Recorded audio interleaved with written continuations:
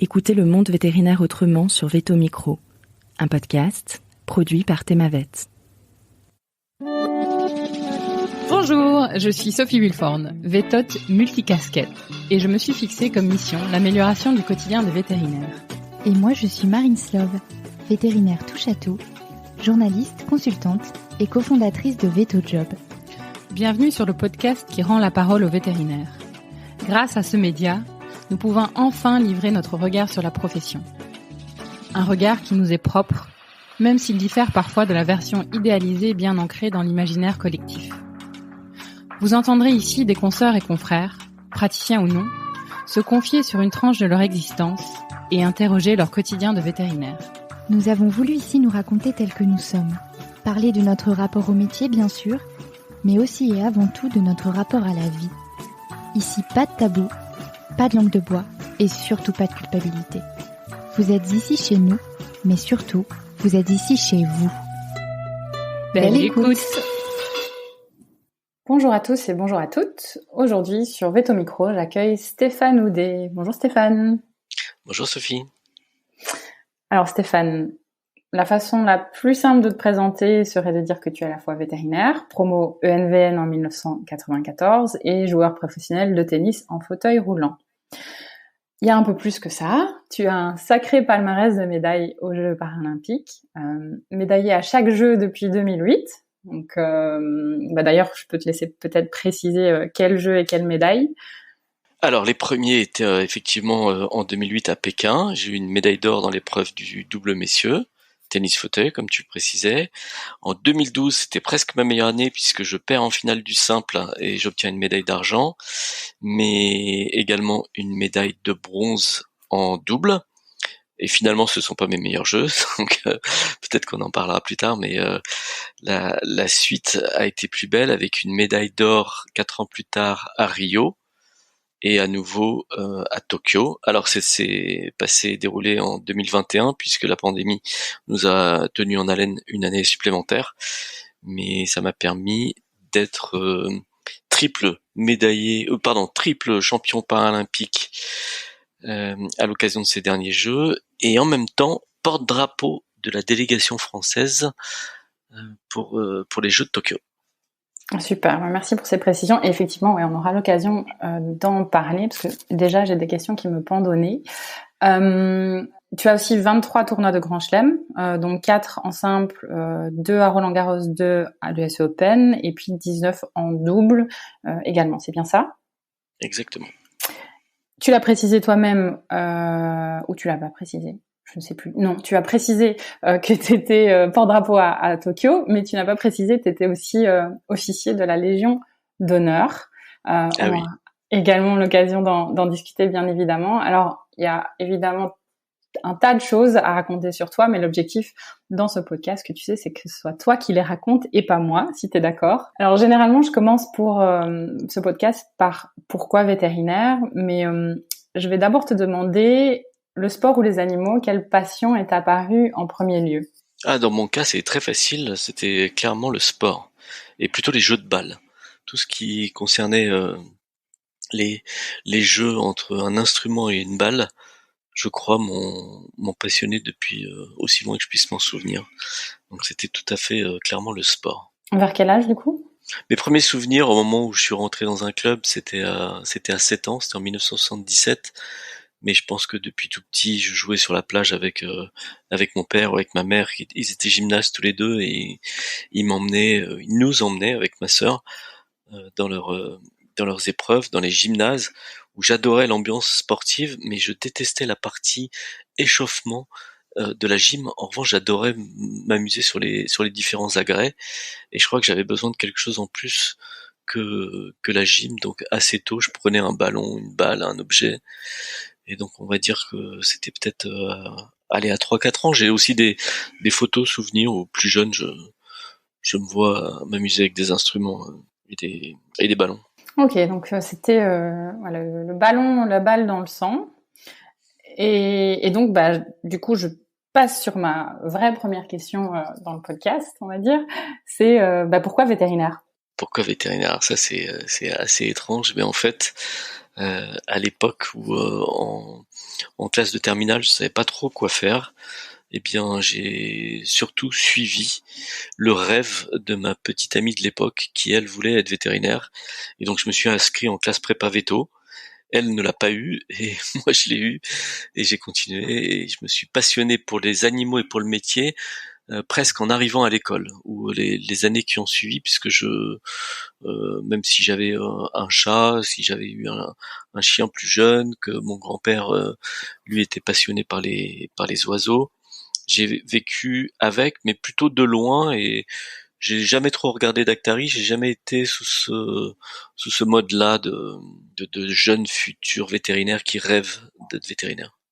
Effectivement, c'est original. Suivre sa petite amie. Et tu restes en contact avec elle, elle ne t'en veut pas trop?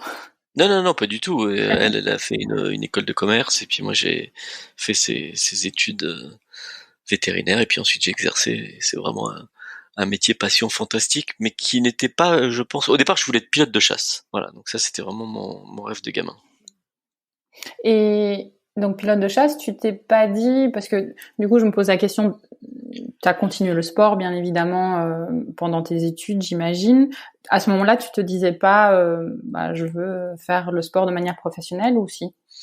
Alors, je l'ai toujours eu dans un coin de la tête et je pense plus particulièrement quand je suis arrivé en sixième, puisqu'on m'avait proposé de rentrer dans une classe de sport-études, que ça s'est reproduit en quatrième. Quand en 1983, Yannick Noah a gagné Roland-Garros devant tous les Français, c'était un jour de fête des mères, j'étais derrière mon écran de télévision, donc c'est sûr que le tennis professionnel m'a traversé l'esprit, mais je pense aussi que dans ma famille, avec prudence, même si mes parents étaient... ma mère était prof d'éducation physique et sportive, hein, prof de gym, euh, ils ont toujours voulu avoir un double bagage, un double parcours et ils étaient très alertés sur le fait que le sport était quand même à risque avec des carrières courtes et qu'il fallait avoir un bagage complémentaire. Donc en gros, je pense que j'ai grandi dans une famille où on me disait passe ton bac, ouvre-toi toutes les portes et si ensuite tu veux faire du tennis, tu le choisiras, mais tu choisiras plus tard. Il faut quand même que tu aies un bagage éducatif à côté. Hmm. Mais donc, c'était toujours le tennis que tu avais, on dit, in the back of your mind. Oui, et en même temps, je pense que ça a été un mixte fantastique puisque en apprenant le tennis et les autres disciplines sportives, les autres règles, la compétition, je pense que je suis devenu compétiteur à l'école et meilleur à l'école. Et ensuite, en étant meilleur élève, je pense que ça me donnait plus de temps aussi pour vite faire mes devoirs et aller m'amuser avec les copains et retrouver les cours de tennis. Donc c'était une belle façon de mélanger les deux activités. Et d'ailleurs, je pense, hein, je fais un saut très loin dans le futur, mais je pense que ma carrière de joueur de tennis aujourd'hui est permise par le fait que je sois un docteur vétérinaire. C'était, ouais, effectivement, ça une question que j'allais te poser.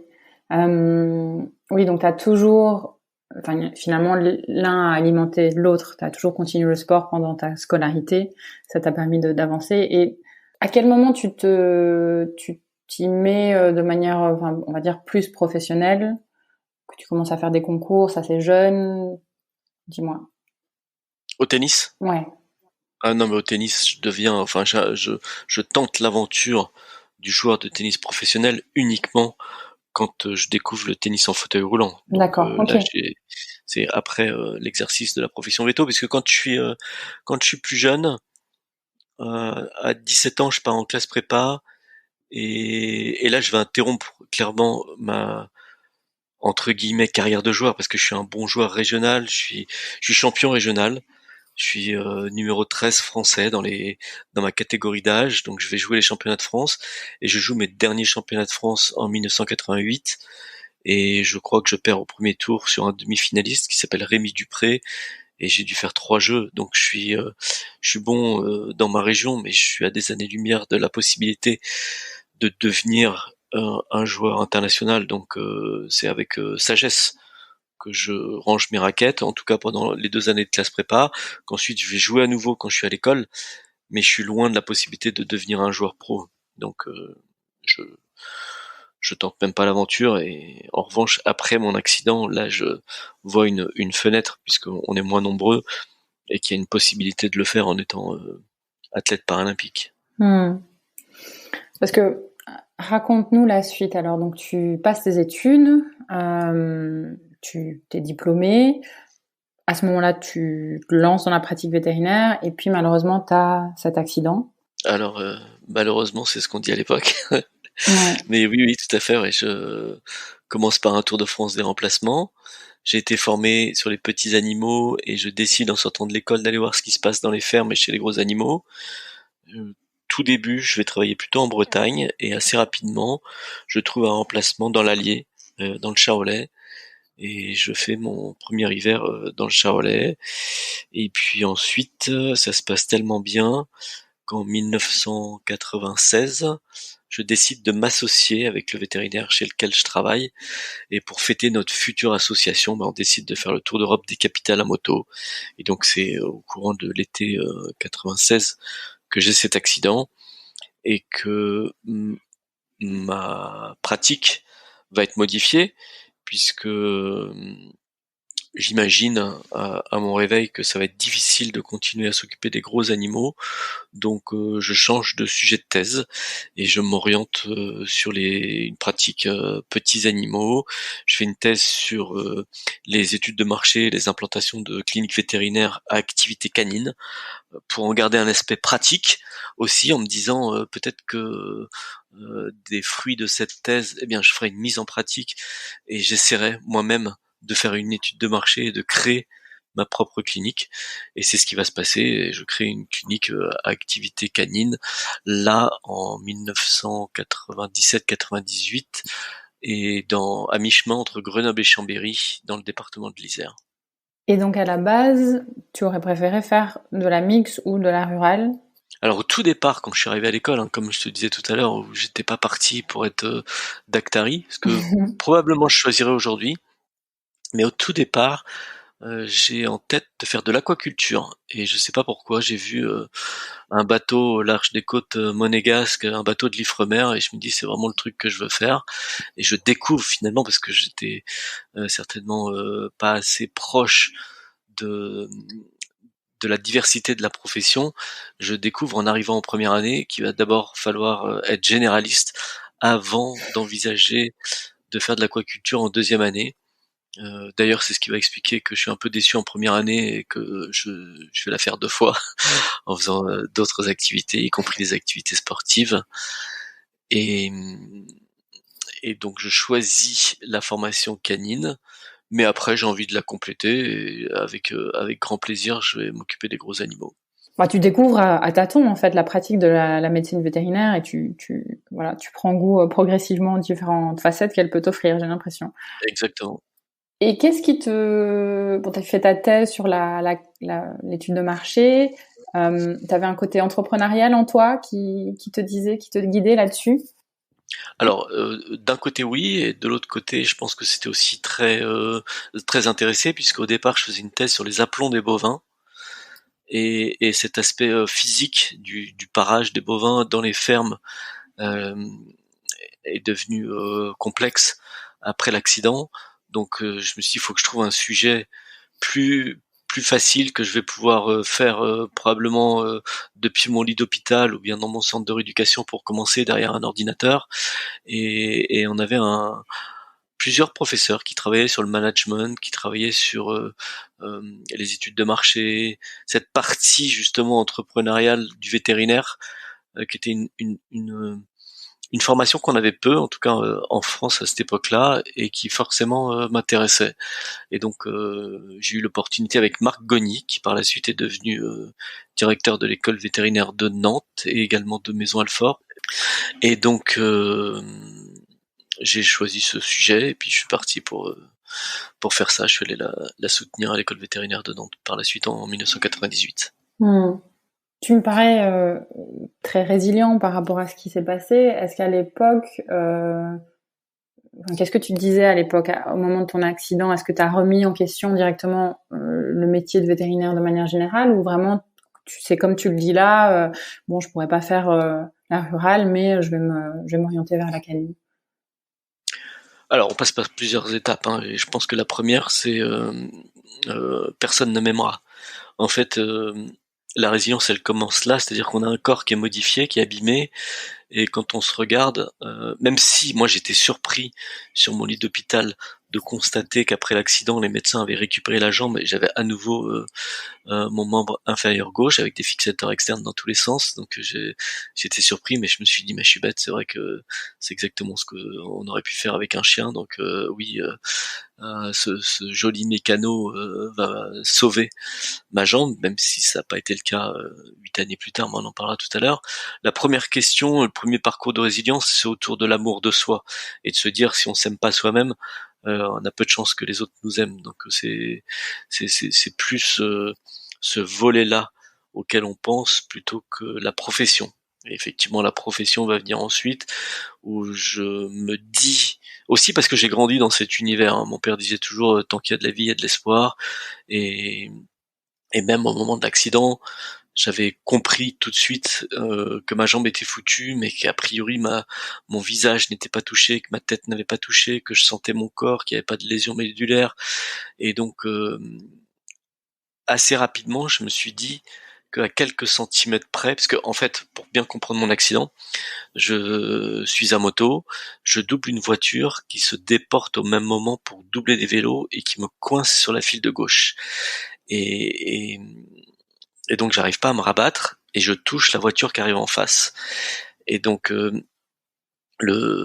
c'est le genou qui touche en premier, je ne tombe pas, je freine une 40aine de mètres et au moment où je vais pour m'arrêter, là je me rends compte que c'est pas mon sac qui a touché parce que j'ai rien senti au moment de l'impact et j'ai vraiment cru que c'était mon sac qui était à l'arrière de la moto qui avait touché la voiture et là je me dis ah mince, c'est pas mon sac, c'est ma jambe et il y a eu urgence puisque la fémorale est sectionnée. Mais assez rapidement, je me rends compte qu'il y a que la jambe qui est touchée et je me dis à quelques centimètres près, je réussissais à passer entre les deux voitures, mais à quelques centimètres près, plus à gauche, en fait, j'y passais puisque je prenais la voiture de plein fouet et ça aurait été une autre forme d'accident. Donc j'ai toujours, je vais le développer par la suite, mais j'ai toujours en tête ce verre à moitié plein qui consiste à me dire que, comme me disait mon père, tant qu'il y a de la vie, il y a de l'espoir et il y a des choses à faire. Donc je pars assez vite avec cet angle, cette approche-là. Je vais passer par de petits objectifs où, puisque j'ai 15 jours de coma provoqué, au moment du réveil, ma première surprise, comme je te le disais, c'était d'avoir toujours ma jambe, puisque l'hélicoptère et la chirurgien qui m'a sauvé, la chirurgien des urgences avait dit de préparer le bloc pour l'amputation, et en même temps elle m'a anesthésié. Donc comme j'ai fait 15 jours de coma provoqué, au réveil j'ai eu la surprise de voir ce magnifique montage mécano, ces fixateurs externes, et donc la conservation de mon membre, même s'il fonctionnait pas, à ce moment-là je le savais pas. Et mes premières surprises étaient aussi d'avoir une forme de déconnexion complète du cerveau, une remise à zéro, puisque quand je voulais m'alimenter, donc j'avais une cuillère, en fait je passais complètement à côté de ma bouche. Et j'arrivais pas à mettre ma cuillère dans ma bouche comme un enfant, sauf que j'en avais la conscience, j'avais pas un trouble de la motricité lié à l'apprentissage, j'avais vraiment un trouble de la motricité en comprenant que je faisais n'importe quoi. Donc ça faisait partie des étapes probablement de la résilience et des petits objectifs qui m'ont fait me dire le lendemain, bon, il faut que je réussisse à mettre une bouchée, 2 bouchées, 3 bouchées, 3 cuillerées. Et voilà comment on avance petit à petit. Combien de temps tu mets pour te remettre après l'accident? C'est marrant parce que c'est une question qu'on me pose souvent et comme la vie me surprend chaque jour et encore à nouveau, je me dis que c'est le processus de toute une vie, mais que c'est pas lié à l'accident. C'est combien de temps on met pour être apaisé, pour apprécier la vie. Finalement, c'est notre quotidien à tous, et donc ça continue. Ça continue. J'apprends de nouvelles choses et je pense que je peux dire que je continue à progresser. En tout cas, c'est un but. Oui, parce que tu as dit tout à l'heure, t'as interpellé sur le mot malheureusement. J'imagine qu'aujourd'hui, Oui. tu le vois plutôt comme un cadeau en quelque sorte. Exactement. Exactement. Ça, plein d'anecdotes à ce sujet et je peux t'en partager une tout de suite. C'est que mon ami, mon confrère, qui s'appelle Marc Witz, qui est flamand, avec qui je travaille dans l'Allier et avec qui j'ai mon accident. Il est lui sur une moto avec son épouse. Il y a une deuxième moto avec son fils et une de ses filles. Et moi, je suis la troisième moto où je suis tout seul. Et donc, on vit cette journée ensemble. Et d'ailleurs, on, on va en parler pendant des années entre nous et encore aujourd'hui, mais j'ai pu mesurer uniquement par la suite les dommages collatéraux que j'avais pas imaginé. C'est-à-dire que quand moi je pense que j'allais bien, ben, ça voulait pas dire que pour eux ça avait pas été plus difficile finalement que pour moi. Et à propos de l'anecdote, c'est que donc 12 ans plus tard, en 2008, Marc, puisque notre voyage s'est interrompu avec cet accident, décide de me faire une surprise et de me rejoindre à Pékin pour mes premiers jeux et de faire Paris-Pékin à vélo. Et donc il fait ses 16 000 kilomètres pendant 4 mois et il vient me rejoindre et le soir de la médaille d'or où c'est la fête, il a cette phrase magique où il me dit « Ah, mais ça y est, j'ai compris ton approche positive depuis tant d'années et le fait que tu puisses dire que c'était un jour heureux, c'est que sans ton accident, tu serais encore avec moi à faire des césariennes de vache la nuit et il rajoute dans le trou du cul de la France. » Et grâce à ton accident, finalement, tu retrouves tes premiers amours, t'as la pratique du tennis, certes différente, mais c'est le métier que tu voulais faire aussi plus jeune, et tu fais le tour du monde avec une passion. Donc je pense que je peux aujourd'hui comprendre que ton accident a été une forme de chance. Ouais, j'imagine qu'ils ont vécu un véritable stress post-traumatique suite à ton accident. Que j'avais pas du tout mesuré et que j'ai mesuré à plusieurs reprises des années plus tard, que ce soit avec les enfants ou même avec Marc, de temps en temps, si je dis pas de bêtises, non, je vais me tromper dans les dates, mais toujours est-il qu'il y a pas très longtemps, il m'a souhaité mon anniversaire en me rappelant que lui, alors c'était pas cette année, c'était il y a quelques années, mais que pour lui, ce jour-là était l'année ou l'âge qu'il avait le jour de mon accident. Oh. Ouais. Donc peut-être que lui, il m'a fêté mes 45 ou mes 46 ans, je me souviens plus exactement, mais que lui, quand il avait 46 ans, en fait, il avait vécu ce drame à mes côtés. Et de temps en temps, on a eu quelques petites phrases ensemble, où des phrases où il blaguait, parce que par exemple, il a récupéré ma rotule sur la route et il l'a gardée et il l'avait cachée chez lui. Et il a jamais voulu me la montrer ou me la donner. Et donc, je pensais qu'il avait toute la distance d'un vétérinaire avec ça, et je me permettais de blaguer aussi. Mais quand régulièrement il me rappelait des petites phrases, soit pour lui, soit de ses enfants, ou ses enfants en direct avec moi, bah c'est là que je me suis rendu compte que la vie des aidants et des gens qui sont autour des accidentés ou des malades sont parfois beaucoup plus dures que celle des malades eux-mêmes. Et finalement, c'est une logique, c'est que nous, on vit la progression et on vit éventuellement le bonheur, les jours heureux, alors que quand on n'est pas concerné directement, je pense qu'il y a une forme de logique à se dire non mais il peut pas être, enfin si moi ça m'arrivait, c'est pas possible que je puisse être content d'avoir qu'une jambe. C'est pas possible qu'il me dise qu'il est heureux à jouer aujourd'hui dans un fauteuil roulant. Et c'est certainement très logique.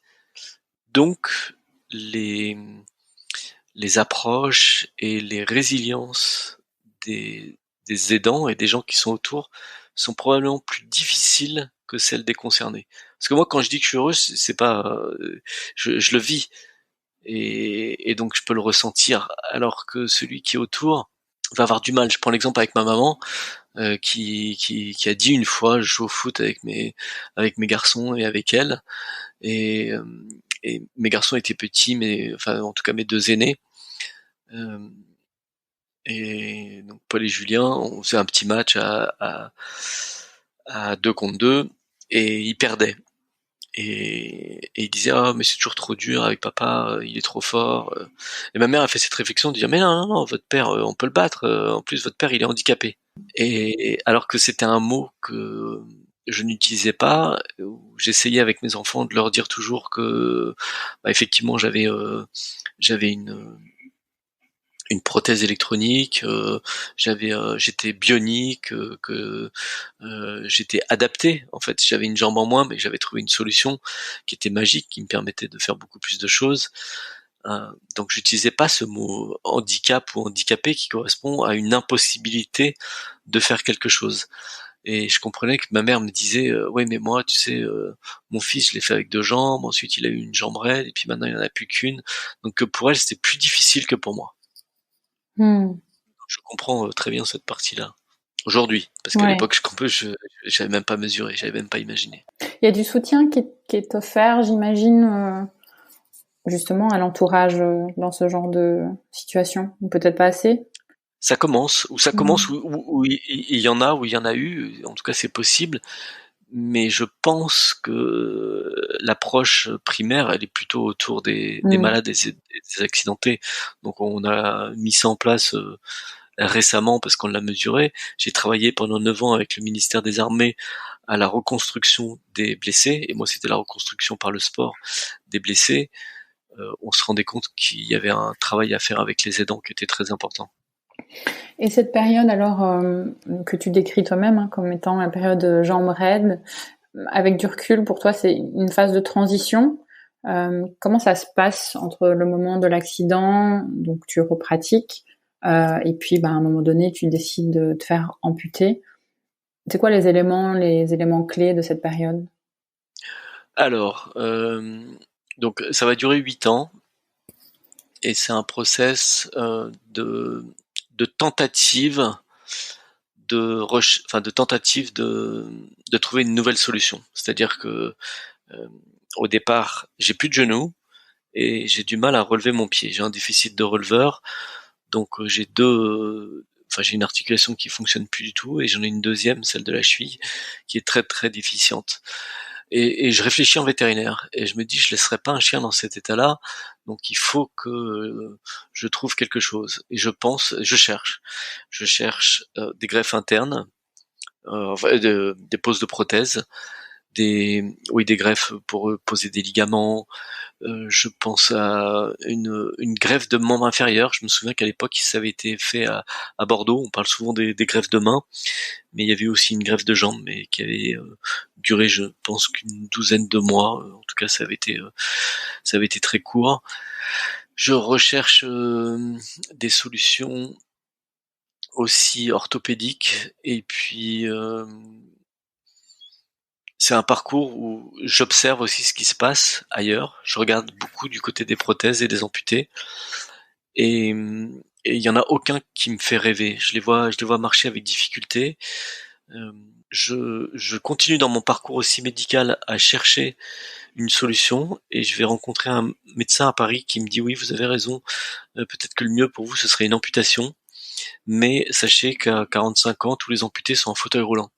Et à l'époque j'ai pas d'expérience sur le sujet, et je me dis quand même c'est embêtant. Et en parallèle en fait de mes recherches médicales, je commence à jouer au golf, et quand je joue au golf, l'appui sur ma jambe raide me semble utile. Donc même si j'ai du mal à marcher, même si c'est douloureux, je retrouve des adaptations dans l'univers du sport. Donc petit à petit, je pense que le projet de reconstruction médicale autre disparaît, ou en tout cas je me satisfais de mon état, jusqu'à ce qu'un jour sur un parcours en 2004, donc en septembre 2004, je vois un joueur de golf qui joue en Bermuda avec une prothèse nue qu'on voit et qui marche incroyablement bien. Et là, je me dis, mais c'est pas possible, c'est la prothèse que j'ai vue à la télé, qui appartenait à l'époque au domaine de la recherche, elle est juste fabuleuse, il me faut la même chose. Ou en tout cas, il faut que je comprenne. Donc je vais voir ce gars-là, qui me dit que cette prothèse est effectivement sur le marché désormais.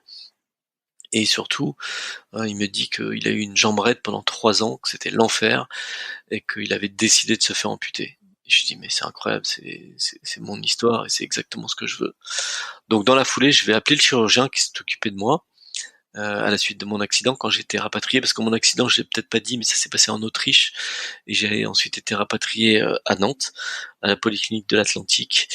Et le chirurgien qui s'est occupé de moi, qui est l'oncle d'un ami aussi vétérinaire, avec qui j'ai fait mes études, et puis on était même colocataires ensemble. 8 ans plus tard, me dit enfin, oui, t'as raison, l'amputation, c'est la solution. Et là, je tombe un peu des nues en lui disant, mais attends, Didier, ça fait 8 ans que je te demande, tu m'as toujours dit non, pourquoi tu me dis oui aujourd'hui? Et il me dit, c'est simple, ton état médical, maintenant, on sait qu'on pourra pas l'améliorer, et franchement, c'est pas terrible. Un jour, il faudra qu'on fasse probablement une amputation traumatique, parce que j'avais un enclouage centromédulaire fémoro-tibial, c'est-à-dire une tige en métal qui partait du haut de la hanche et qui arrivait en bas de la cheville en traversant le genou. En tout cas, c'était pour essayer de reconstruire un genou puisque j'en avais plus. Donc fémur, tibia. Et donc tout ceci était bloqué en me disant un jour il faudra qu'on enlève le clou et si jamais t'as un nouvel accident ce sera catastrophique.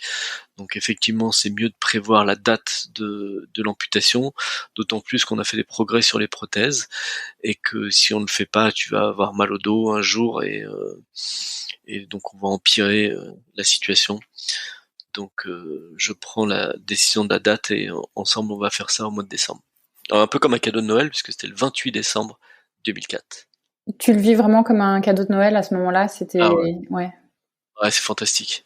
C'est fantastique. Je fais plein de trucs. Je m'amuse. Je prends la prothèse du joueur qui s'appelle Matthew Smith que j'ai vu. Enfin, j'avais une photo de lui sur le parcours de golf. Et bon, c'était les débuts pour moi. Je suis pas un expert de Photoshop, mais en 2004, je joue un peu avec des logiciels. Je découpe la prothèse de ce gars-là, je me mets en pantalon, enfin moi j'ai une photo de moi où je suis en pantalon, et j'ajoute la prothèse sur l'image pour m'imaginer moi avec la même prothèse. Je la mets à la taille, je fais ce jeu, et je me vois, et je me pense avec une prothèse. Et donc ensuite je vais voir des prothésistes, je leur demande quelles sont les prothèses existantes, je leur demande de se mettre en relation avec le chirurgien pour décider des lieux exacts et des types de prothèses qu'on peut utiliser, donc des lieux exacts d'amputation. Parce que parfois, avoir un moignon un peu trop long peut empêcher un appareillage. On peut être gêné par la pose de l'appareillage parce qu'il y a un décalage de taille. Donc ils vont travailler ensemble. Et donc nous, on décide de faire ça le 28 décembre. J'en parle bien sûr en famille, avec les enfants, je raconte que je vais avoir cette jambe électronique, que ça va être fantastique, et moi j'y réfléchis, et en fait ce qui va se passer c'est qu'au réveil, je retrouve de la mobilité, et ça va se traduire tout de suite par un réveil dans la position en chien de fusil. Et la position en chien de fusil, c'est la position dans laquelle je dormais quand j'étais gamin, qui est une position que j'adore, qui est fantastique, et qui m'était interdite depuis que j'avais une jambe raide, puisque j'étais obligé de dormir sur le dos avec le pied vers le haut, puisque je pouvais pas me mettre dans l'autre sens, le pied bloqué dans le lit.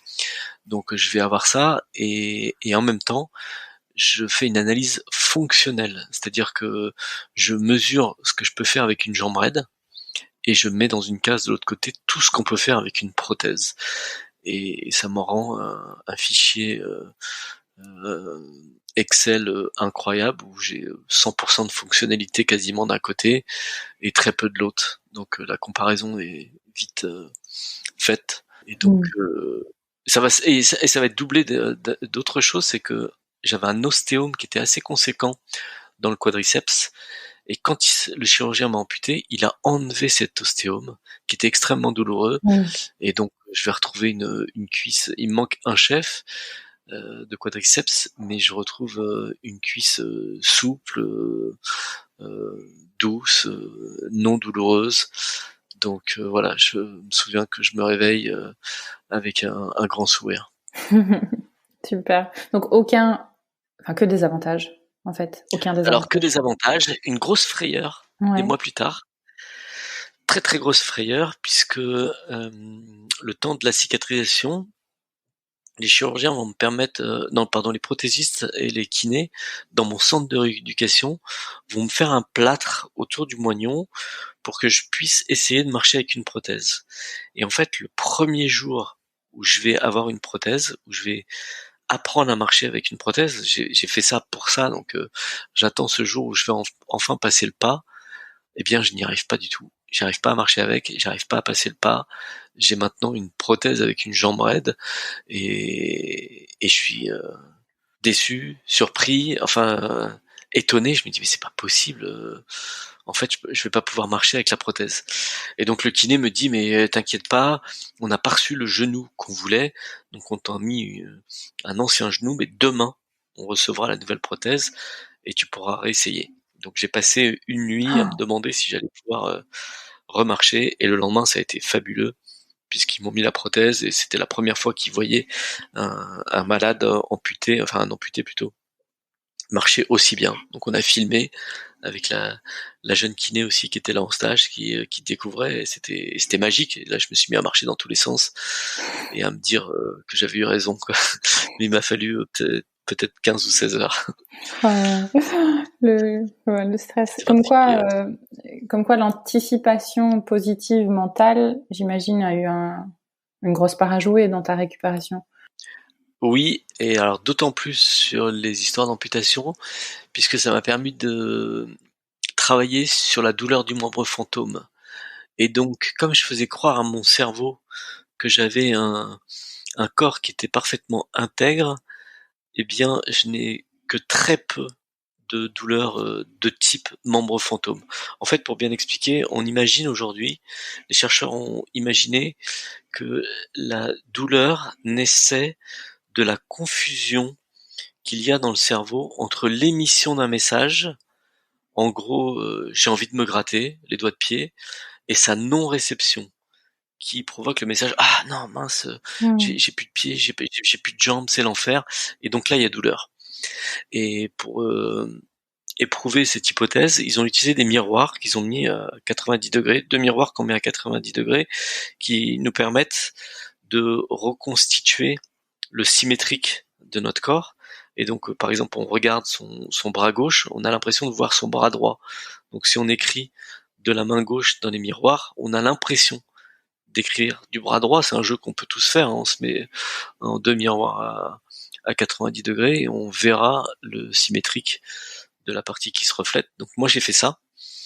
Donc, j'avais l'impression que mon corps était intègre. Donc, quand je veux me gratter, je me gratte volontairement, à tel point qu'aujourd'hui, je sens sur ma prothèse, je sens mes doigts de pied, j'ai envie de les écarter, je les écarte, j'ai l'image mentale, et j'ai très très peu de douleurs de ce type-là. Alors je dis très peu parce qu'il se trouve que aujourd'hui j'en ai eu quelques-unes, c'est souvent, j'arrive pas bien à l'identifier, mais plutôt quand il y a des changements de temps, et il arrive d'avoir des formes de décharge, mais pas aussi dures que les douleurs du membre fantôme qui, paraît-il, sont totalement insupportables. Intéressant.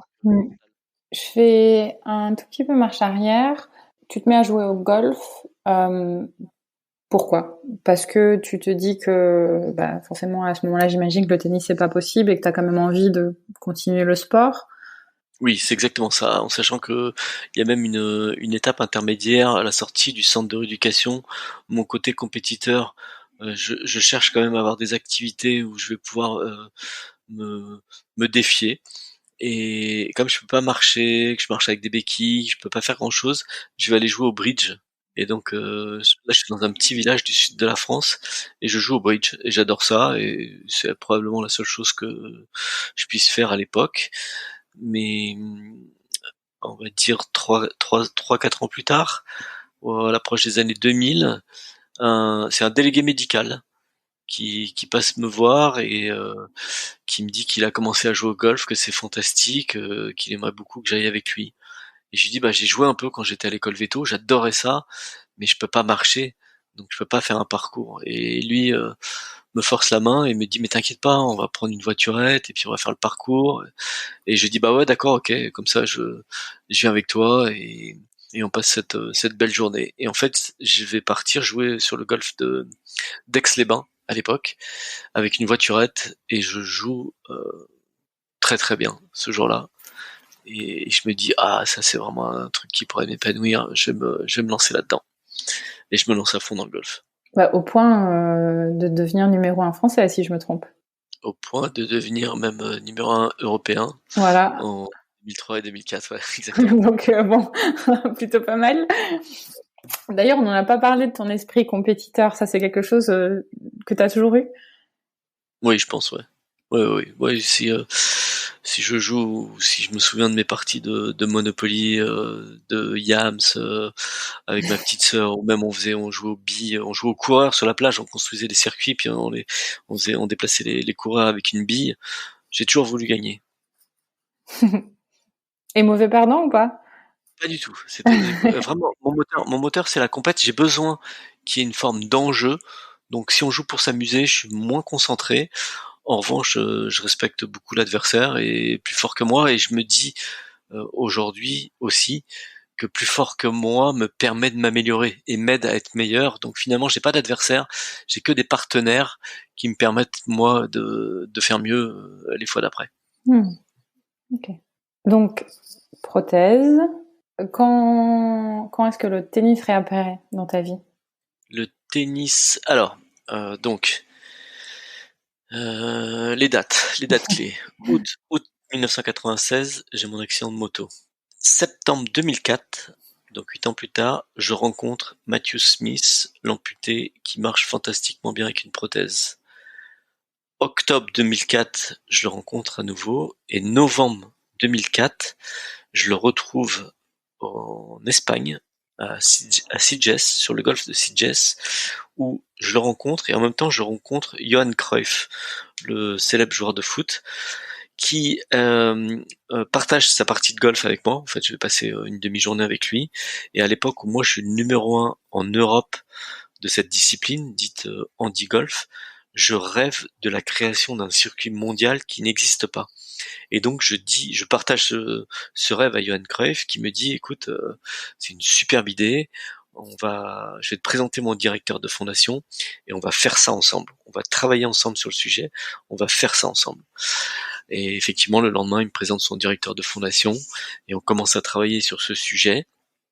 Et en même temps, assez vite, ils me disent, on va pas tout réinventer pour le golf. Tu vas aller voir un sport que la fondation Johan Cruyff soutient, qui nous semble super au point, et on va copier l'organisation pour la mettre en place pour le golf.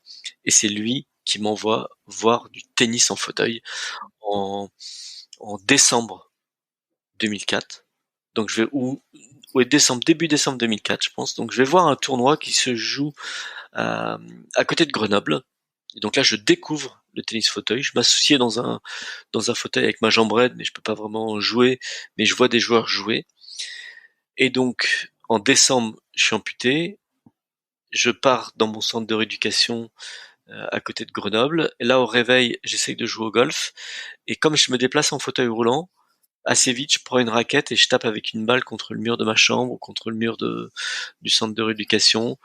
Et quand je sors de l'hôpital, je dirais peut-être en mars, quelque chose comme ça, je vais dans le même club de tennis et j'essaye de m'asseoir sur un fauteuil et de jouer en fauteuil. Donc c'est mars 2005 les débuts. Comment ça se passe là, ton projet de circuit mondial? Du coup, tu continues à l'élaborer?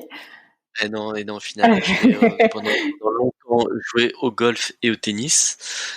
Et assez rapidement, je me rends compte que le tennis me demande quasiment un plein temps, ou en tout cas, je vais faire un mi-temps professionnel et un mi-temps sportif. Et je suis vraiment pris par le jeu et l'enjeu, puisque le tennis a déjà sa présence sur les tournois du Grand Chelem, un circuit qui est au point, est présent pour les jeux, et donc je tourne la page en regardant au début ce que mes copains peuvent mettre en place et continuer à mettre en place pour le golf, mais ensuite je décroche. Et aujourd'hui, c'est toujours pas en place. Bon, dans une autre vie peut-être. Quel délai alors entre ta reprise du tennis et ton premier grand chelem? Donc je m'assieds dans un fauteuil en 2005. Je crois, je me demande si 2006, il n'y a pas des épreuves exhibition, ou 2007, assez vite. Donc hyper 2007. vite. Je pense que ouais, hyper vite. Hyper vite puisque mon premier classement, je suis 137 mondial, et à la fin de l'année 2005, pardon, dans 2005, je commence à jouer. Je suis 137 au 31 décembre, parce que je commence les tournois internationaux en septembre-octobre, et l'année suivante, je suis numéro 9 mondial. L'année d'après, je suis troisième. Ça va très vite. C'est courant que ça aille si vite? Non, je pense pas. Non, c'est pas courant. Non. C'est assez exceptionnel, il me semble. Alors, oui, mais alors, ce qu'il faut relativiser, c'est que, en fait, mon niveau de joueur de tennis debout pendant, on va dire, 17 ans, est la partie de la construction du joueur qui va me permettre de devenir numéro 1 mondial ensuite au tennis fauteuil. Donc je vais très vite à apprendre à me déplacer dans un fauteuil, même si je suis loin d'être le meilleur en déplacement. Mais il faut quand même que j'ajoute mes 17 années de pratique tennistique et aussi de compète, puisque j'ai le sens du jeu. J'ai la gestion des émotions, j'ai l'habitude des grandes compétitions, aussi celles que j'ai pu faire en jouant au golf. Donc c'est pas on peut pas se dire que c'est en 2 ans que je suis devenu, ou 1 an et demi que je suis devenu numéro 3 mondial. Faut rajouter les 17 années de tennis. Oui, tu t'es pas dit tiens, je vais me mettre au tennis. Il y avait un peu de construction derrière, effectivement. On va parler du fauteuil aussi, parce que je pense que tu as pas mal de choses à dire là-dessus. À quel moment tu arrêtes de pratiquer? Alors, en 2004, à l'amputation, j'arrête. À Décembre l'amputation, 2004. tu arrêtes, ok. Ouais. Ça te manque? Non, pas du tout. Pas du tout. Alors, je sais pas si c'est l'histoire de mon choix d'être vétérinaire plus jeune aussi, dont on parlait tout à l'heure, mais ce que j'aime dans ma pratique, c'est la rencontre avec les gens. Et finalement, c'est ce que je vais aussi avoir en jouant au tennis. J'ai une autre manière de rencontrer les gens, mais je rencontre les gens ainsi, et c'est même décuplé, puisque au lieu de me limiter à ma clientèle et on va dire à 12 km de rayon, plus la famille qui est un peu éloignée, là d'un seul coup je visite le monde entier. Donc ça c'est la partie qui est sympa. Et puis pour ma partie vétérinaire, je vais profiter pour devenir un observateur des animaux, et des animaux qu'on connaît pas dans le monde entier. Mes premiers déplacements lointains sont en Australie, et en dehors des kangourous que j'avais vus aux zoos de Branferré quand j'étais gamin. Là, je vais découvrir de nouveaux animaux dans la nature, puisque je crois que 80% de la faune et de la flore australienne ne vit qu'en Australie. Ouais, c'est ça, je pense. Il y a des animaux, c'est ça. Et donc, il y a des animaux que je connais pas du tout, que je découvre, et puis après, je vais passer mon temps à faire ça. Partout dans le monde. Donc, tu maintiens quand même cette passion des animaux que tu as découvert un peu plus sur le tard. Et puis, exactement. c'est... En observateur. Voilà. Je les observe dans leur environnement. Je suis allé avec mon épouse voir les ours et les baleines cet été au Canada. On a toujours pour prétexte dans nos voyages d'aller voir les animaux. J'ai vu des requins pour la première fois. En plongée? Waouh, super. Ça doit être assez impressionnant, ça. Oui, et en même temps, je vois pour tous les animaux, je me dis la même chose, c'est que quand t'es observateur, on se crée des frayeurs probablement à travers les écrans, mais dans la nature, si tu n'es qu'observateur, c'est très rare que les animaux soient fâchés contre toi. Mais je dis ça en même temps avec tristesse, puisque j'ai une histoire triste en tête, puisque on a un ami qui est mort il y a 2 ans maintenant avec une attaque de requin. Et en même temps, on avait une amie aussi à l'école vétérinaire de Nantes qui avait fait une thèse sur les attaques de requins, et qui, à l'époque où on savait pas trop, avait démontré que les attaques de requins n'étaient que des erreurs. Les attaques d'humains la part des requins n'était que des erreurs. Effectivement, ou des modifications des environnements dans lesquels ils évoluent, malheureusement aussi par l'homme. Oui. Le fauteuil, voilà, c'est ça, c'est là où je voulais venir. On en parlait juste avant. Tu développes si j'ai bien compris, hein, tu développes un fauteuil carbone, je pense, plus adapté à ta pratique. Donc aussi de par des interviews que j'ai pu voir, qui t'est beaucoup envié par tes adversaires. Tu nous racontes un peu? Bah là, c'est le vétérinaire. C'est notre formation. C'est aussi de trouver une solution à une problématique qui se présente à toi. Donc moi, je découvre la pratique du tennis assis et je découvre les instruments que les joueurs utilisent pour pratiquer. Et dès le début, je me dis mais non, mais c'est pas possible. C'est anti-ergonomique, c'est anti-physiologique, c'est votre fauteuil là, c'est n'importe quoi pour jouer au tennis. C'est pas la meilleure position. Donc tout de suite, je bricole. J'utilise des bouées, des petites bouées brassards que les enfants utilisent pour apprendre à nager, pour essayer de me surélever sur le fauteuil existant, un fauteuil qu'on m'a prêté dans le club de tennis dans lequel je joue. Donc je fais du bricolage comme ça. Je travaille avec un copain qui a une entreprise de mécanique de précision. Il me développe des petites pièces. On essaye de faire des améliorations de l'existant. Et je dis, c'est le vétérinaire parce que aussi souvent, on nous parle de l'impossible. On dit ah non, ça c'est pas possible. Ah non, ça n'existe pas. Non, tu pourras plus faire ceci ou cela avec une prothèse, avec un fauteuil. On a quand même une culture, je pense, assez franco-française ou judéo-chrétienne de l'impossible. Et le veto, il passe son temps à chercher des solutions. Le chercheur passe son temps à trouver des solutions. Donc là, je refuse le non.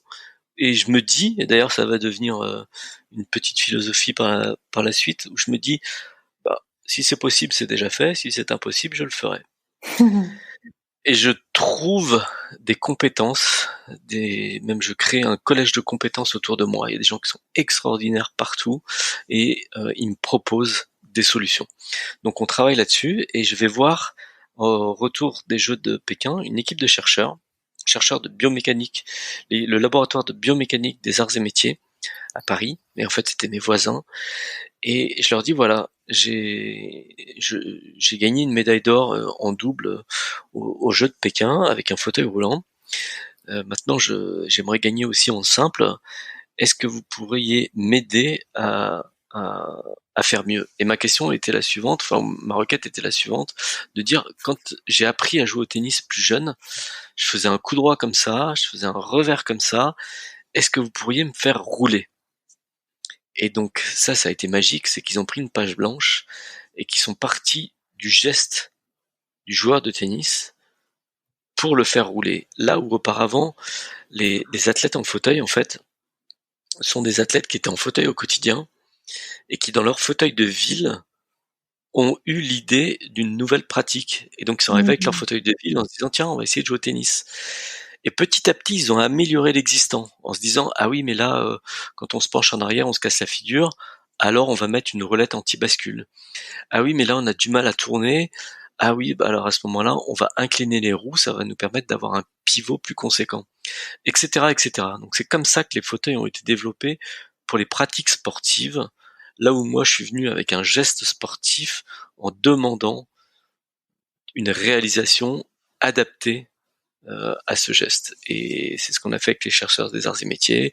Et par la suite, on a trouvé un fabricant français, donc en l'occurrence le fabricant de roues de vélo tout en carbone qui s'appelle Corima, qui est installé dans la Drôme et qui par la suite a fait les roues les plus légères du monde pour ma pratique, et ensuite le châssis qui correspondait aux fruits de notre recherche, et cet objet fantastique avec lequel je joue aujourd'hui, et qui demande une version 2, et donc on va faire un nouveau prototype parce que je passe mon temps à imaginer ou à me dire qu'il faut toujours améliorer l'existant.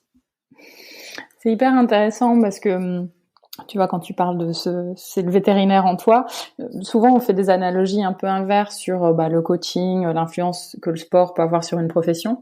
Et là, c'est vraiment le prendre la chose à l'inverse et l'influence que ta profession, ta formation a sur le sport en fait. Oui, oui, je pense que il y a pas de distinguo entre les deux. En fait, depuis tout petit, le personnage se construit dans un univers, donc un univers culturel, un univers qui va devenir professionnel, en l'occurrence pour moi aussi sportif, et c'est la réunion de tout ça. J'aime bien dire que je suis protéiforme.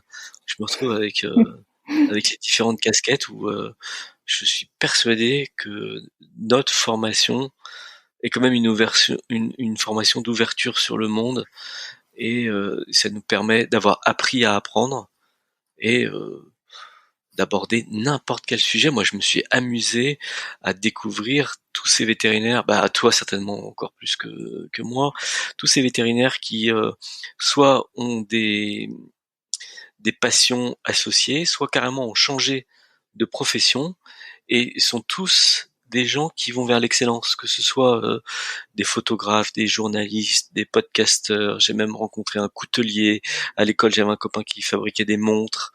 Notre confrère Dominique Grandjean qui non seulement s'occupe des chiens renifleurs à toutes les sauces, hein, parce qu'il avait commencé, je crois, avec les explosifs, avec les drogues, avec par la suite euh, les premiers tissus de cellules cancéreuses. Et puis pendant la pandémie, il est allé rechercher des coronavirus. Donc lui, il utilise le flair des animaux avec tout. Et en parallèle, il a aussi développé la Lécarode, qui est une course de chiens de traîneau. Et dans sa course de chiens de traîneau, il est allé chercher des traîneaux adaptés parce qu'il avait une demande pour des gens qui étaient plutôt en fauteuil roulant. Et, et tout ça pour dire que je pense que oui, notre formation fait que à chaque fois, on a ce désir d'aller jusqu'au bout de la réflexion. Il y a d'autres sportifs, hein. J'ai grandi avec Rafaela Le Gouvello, la véliplanchiste. Je repense à notre confrère Jean-Pierre Dick de Virbach, qui est le navigateur. Je pense qu'on en a dans tous les univers. J'ai plein de copains qui jouent au golf, et puis d'autres encore qui jouent au tennis. Donc voilà, je suis sûr qu'on a des musiciens. Ouais. On a une pasteur que j'ai rencontrée à Bourg-en-Bresse. On a de tout. Tu crois que c'est en nous, en tant que vétérinaire, avant même la formation, ça? Alors, c'est pas impossible que pour se diriger vers cette formation, puisque en plus, en tout cas à mon époque, hein, il y avait une sélection.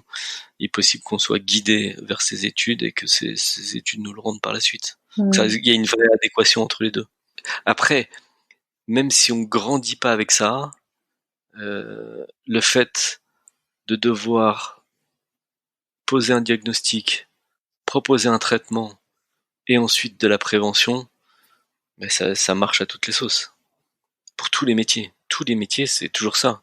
Diagnostic, traitement, et puis si possible, prévention pour éviter qu'on se retrouve confronté à un problème. Donc c'est amélioration. Je me demande donc s'il y a autant de... Parce que là on parle de vétérinaire, mais donc ça irait aussi pour toutes les autres professions médicales en quelque sorte. Certainement. Avec le côté généraliste, omnipraticien chez nous, certainement. Puisque en fait on est obligé aussi de mettre les mains dans le cambouis.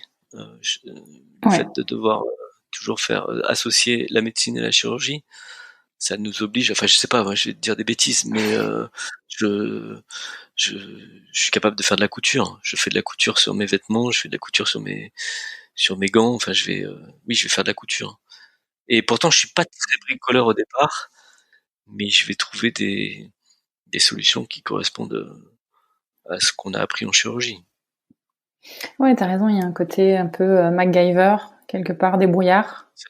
Exactement.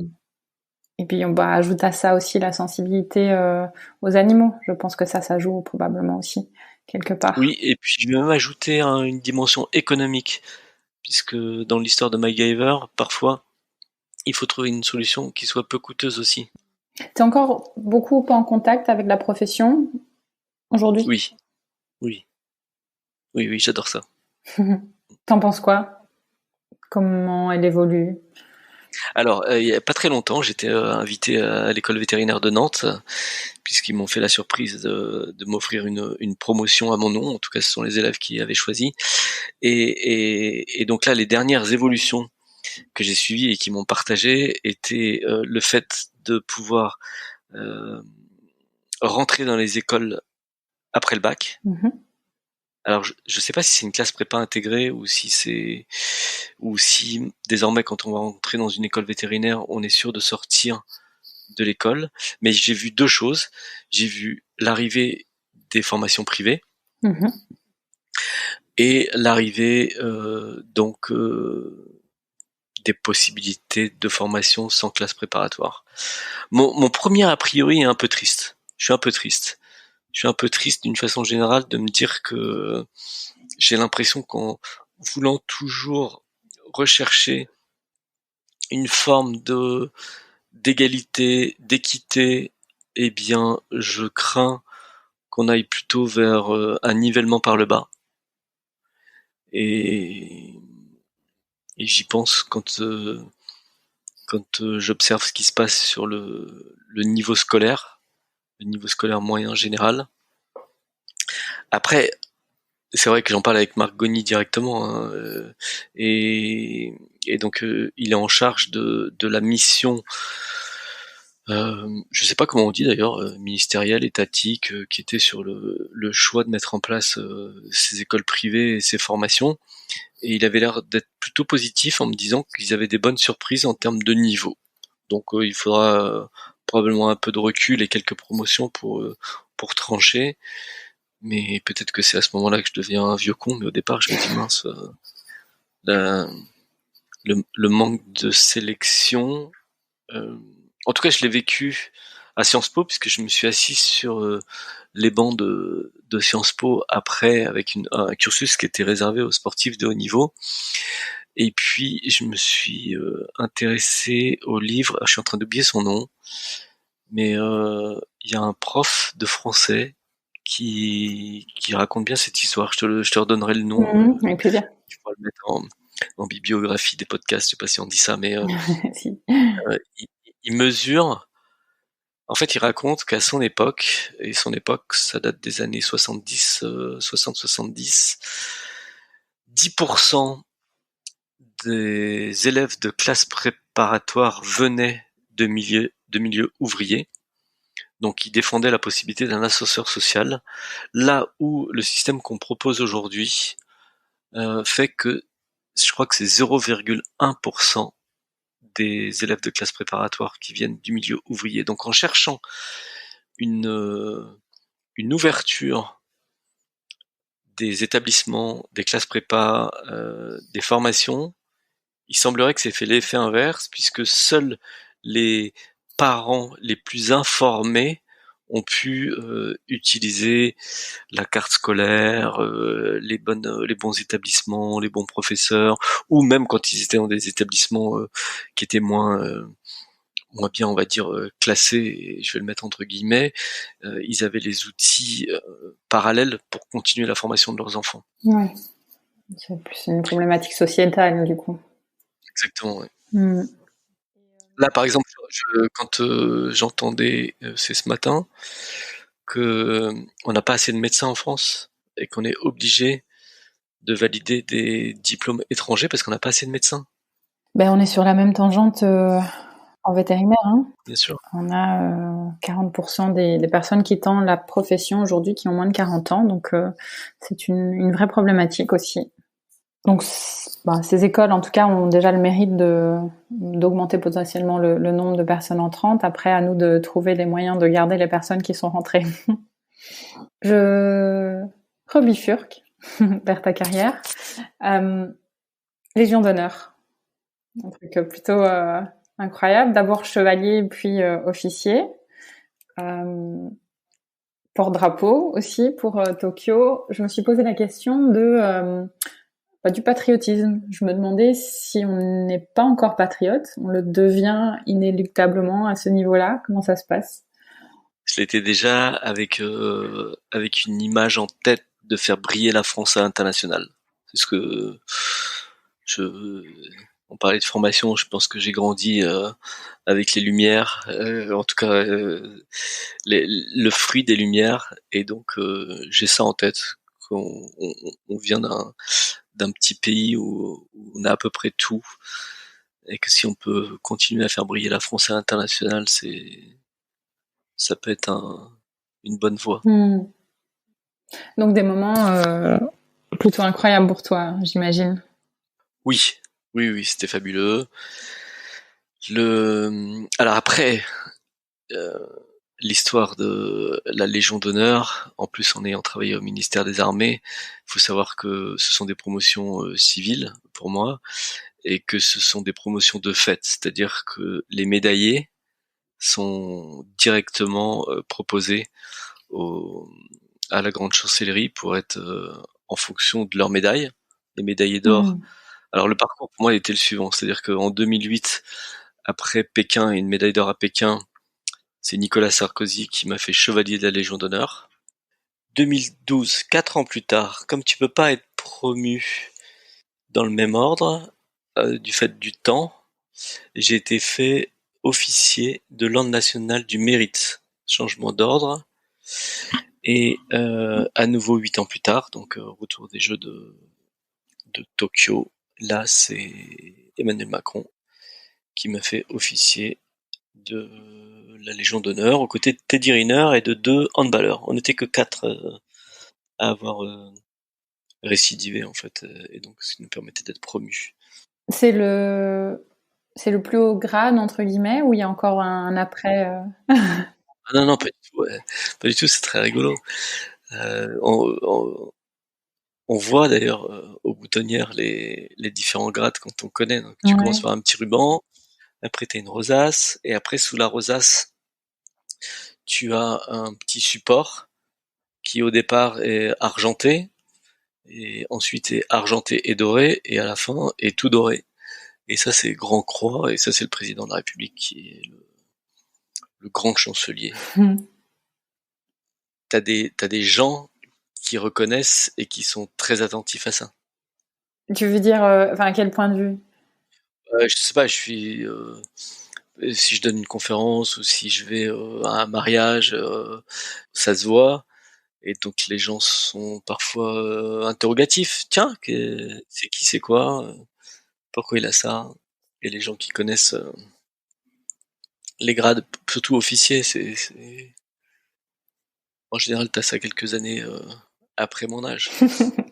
Mais ça doit être un épisode assez exceptionnel de ta vie.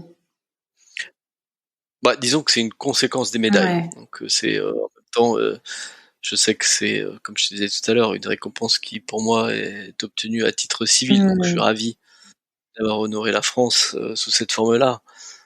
Mais je suis loin des. J'ai pas inventé de vaccin, et je suis loin de ceux qui l'ont à titre militaire. C'est quoi d'ailleurs ton plus beau souvenir? C'est celui à venir, je dis souvent. Dans quel domaine? Celui que tu veux. Ouais. Il y a quelque temps, un chef d'entreprise avait décidé de présenter 10 sportifs à un parterre de chefs d'entreprise. Et je faisais partie des sportifs, et en fait j'ai été subjugué par une femme que je ne connaissais pas, dont je n'avais pas imaginé qu'elle faisait partie des chefs d'entreprise, mais c'est celle qui est devenue mon épouse aujourd'hui. J'en suis bouche bée. Très joli souvenir. Je m'attendais pas à ça. Super. Et alors, très longtemps, je disais que le plus beau jour de ma vie, puisque ça correspondait à une question qui m'avait été posée par mes enfants, qui me disaient: papa, c'est quoi le plus beau jour de ta vie? Et après un cheminement avec eux d'ailleurs, où je leur avais dit il faut que je trouve un jour où il y a eu un changement, puisque on pouvait penser leur naissance ou un mariage, une rencontre. Je dis il y a quand même un jour assez incroyable qui m'a permis de vivre le rêve que j'avais gamin, à savoir d'être joueur de tennis professionnel, et c'est le jour de mon accident. Donc pendant longtemps je disais ça, et puis le jour de notre mariage, tout s'est passé de façon incroyable, et donc j'ai dit bah finalement le plus beau jour de ma vie c'est celui-ci, même s'il était teinté d'une particularité, puisque ce jour-là mon père m'a fait la surprise, euh, alors qu'il est toujours le premier de pas être là. Et en fait le matin il avait fait un accident vasculaire, et donc c'est ni un accident vasculaire cérébral, c'était les conséquences d'une arthrose des cervicales qui l'a rendu paralysé pendant quelques temps. Donc il a passé ce beau dimanche pour lui à l'hôpital avant de nous rejoindre le soir, mais c'était difficile. Ouf, ouais, double teinte. Ouais, voilà, ouais. Donc, ouais. Mais bon, je pense que la vie est ainsi faite. Tout à fait. C'est quoi qui te fait lever le matin? Je me pose la question. Le plaisir. Mon moteur, c'est le plaisir. Dans toutes les situations, si je prends du plaisir à faire quelque chose, j'y vais. Et je suis obligée de te demander, c'est quoi la suite pour toi? JO 2024, j'imagine. Oui, tout à fait. Et puis même, j'adore l'Australie. Donc maintenant qu'on sait que 2032, c'est à Brisbane, j'ai pas de limite de ce côté-là. Et après, je me fais surprendre. Je me fais surprendre par des projets que je rencontre au fur et à mesure. Là, en rentrant des Jeux de Tokyo, eh bien, j'ai découvert qu'une équipe réfléchissait à la construction d'un bâtiment de 15 000 mètres carrés autour de l'innovation au service du handicap et de la perte d'autonomie. Et ça, moi, c'était un sujet sur lequel j'avais travaillé, mais il y a 15 ans. Et là, j'ai rencontré des gens qui étaient en train de faire ça. Donc, je me suis engagé à leur côté. Ce bâtiment va s'appeler le Handilab, un magnifique lab d'innovation, à nouveau dédié autour du handicap et de la perte d'autonomie. Ça fait partie des, des, des projets que je suis de près.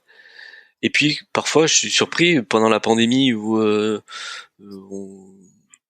on a tous été surpris. Moi je me suis amusé à poser de la peinture à la fois sur des murs mais par la suite sur des toiles, et à vouloir jouer avec les couleurs, avec le mouvement, et donc peindre tout simplement. Une autre manifestation de la créativité. Certainement. Il y a une question que je pose toujours aux personnes que je podcaste, c'est quel conseil est-ce que tu donnerais à la plus jeune version de toi-même? Alors la plus jeune version de moi-même était déjà très optimiste, mais je lui dirais continue, tu vas voir, c'est génial. Ouais. Est-ce qu'il y a quelque chose que tu aimerais rajouter aujourd'hui, un sujet qu'on n'a pas abordé, dont tu voudrais parler? J'ai un rêve. J'ai un rêve sur le plan sportif. C'est que l'on trouve des sports que l'on pourrait partager pour jouer ensemble. Et donc, en l'occurrence là pour le tennis en fauteuil, qui est celui que je connais le mieux, je rêve que ça devienne une discipline à part entière. C'est-à-dire que si toi, tu avais envie de t'asseoir pour jouer dans un fauteuil ou de te mettre à genoux comme je le fais, eh bien je rêve que cela devienne possible. Et à nouveau, toujours dépassé par mes rêves, en fait, il y a une semaine maintenant, entre autres, puisque ça a déjà été fait aussi par le passé, mais il y a une semaine, il y a un tournoi qui a été joué à Bressuire, donc c'est dans les Deux-Sèvres, 79. Un tournoi sous cette forme a été joué, où les gens ont proposé à tout le monde, ceux qui voulaient, de jouer en fauteuil roulant, et ça a eu un bel engouement. Et donc, pour moi, ce serait une solution si on pouvait partager nos activités, de proposer le premier sport en fauteuil roulant, qui serait donc universel, joué dans le monde entier, et qui pourrait ainsi être candidat aux Jeux Olympiques. On sort des Jeux Paralympiques, et c'est le premier sport en fauteuil roulant candidat aux Jeux Olympiques, parce que joué par tous et qui remplirait tous les codes du mouvement olympique. C'est un plutôt beau rêve. J'ai l'impression que tu vas contribuer à ce que ça se réalise. Je me trompe ? Oui, oui, tout à fait. Tout à fait. Parce que pour l'instant, le mouvement paralympique a découpé les sports en disant « dis-moi comment tu es et je fais une catégorie pour toi ». Donc en gros, pour schématiser, aux 100 mètres, aux Jeux Olympiques, on cherche à savoir qui est l'homme ou la femme la plus rapide du monde. Et tu vas donner une médaille d'or, il va y avoir un record du monde et un ou une championne olympique. 15 jours plus tard, pour la même épreuve du 100 mètres, nous, il y a 16 médailles d'or chez les messieurs. Donc on découpe, on dit bah tiens, toi t'as qu'un bras, toi t'as qu'un pied, toi t'as qu'un œil, toi t'as qu'un cheveu. Et ça c'est antinomique avec le sport. Le sport c'est on fait une course, premier arrivé, et vous venez avec les moyens que vous avez, mais comme chez le sponsor de la marque, c'est venez comme vous êtes. Sinon on fait des cases et on continue à séparer, et je pense que c'est pas ce vers quoi la société s'oriente aujourd'hui. Ni ce dont elle a besoin, je pense. Ni ce dont elle a besoin, exactement. Ça n'empêche pas d'avoir des plaisirs d'être dans sa communauté, mais il n'empêche que partager, et en particulier partager sur des aires de jeu, ça permet de vivre ensemble, de mieux appréhender la différence, et donc de s'enrichir. Écoute, je pense que c'est une plutôt belle façon de clôturer ce podcast.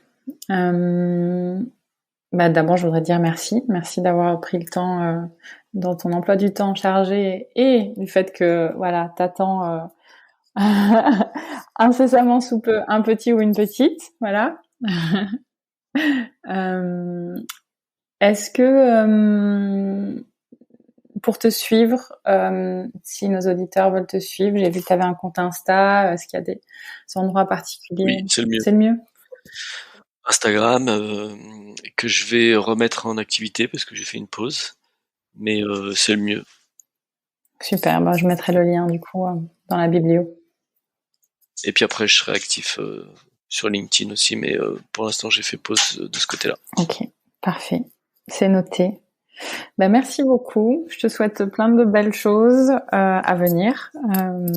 Je ne te féliciterai pas à l'avance, mais en tout cas, l'intention y est.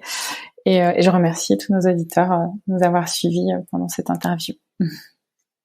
Merci beaucoup. À bientôt. À bientôt. Si vous avez aimé cet épisode, n'hésitez pas à le partager à vos amis, à vos collègues, à tous les vétérinaires que ça peut intéresser et ou à lui laisser 5 étoiles. Ça aide vraiment ce podcast à se faire connaître et à se développer. Il me reste à vous souhaiter une très belle journée et surtout prenez soin de vous, de votre famille, de vos collègues et de vos patients.